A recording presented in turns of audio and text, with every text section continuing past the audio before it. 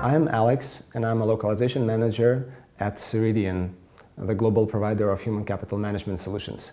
I also serve on an advisory board for the Translation Technology Roundtable, and I'm here in beautiful Portugal at LocWorld, and I ran into Richard Sikes. And I heard, Richard, that you are organizing a Translation Technology Roundtable in Heidelberg.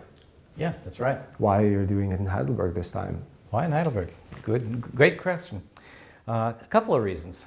One is we sold out our roundtables in California and in Boulder, Colorado, and we had a waiting list. And some people have traveled to attend those roundtables from as far away as Singapore and Brazil. And so we thought that there's probably a market for people that are based elsewhere. So we thought we would try it in Europe and see how it goes. And that's one reason. The other reason is there's a slightly different perspective on the topics from the European Advisory Board. So it has a slightly different flavor than the US-based ones. So. I attended the US-based events. Yeah. What's going to be different this time in Germany? Yeah, okay.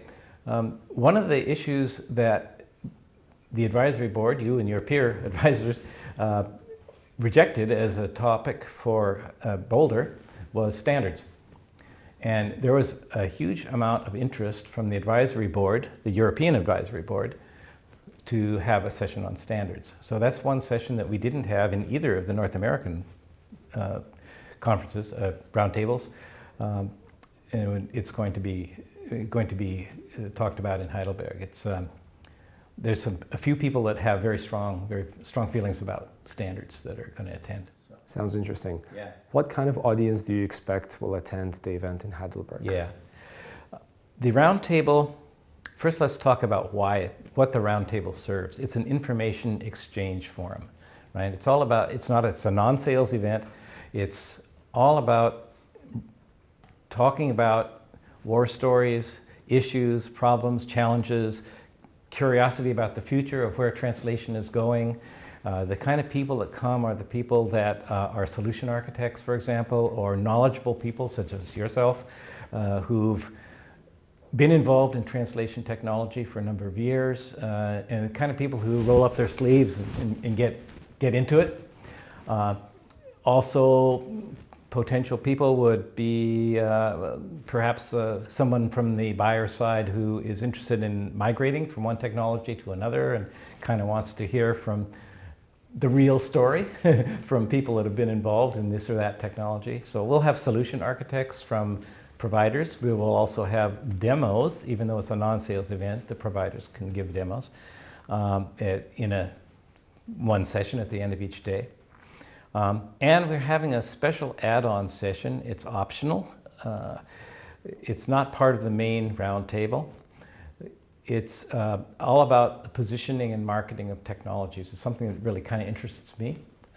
And we're going to talk about what resonates with buyers of technology, what works, what doesn't work, what communicates, how do you differentiate technology? Let's face it, a TMS pretty much does the same thing.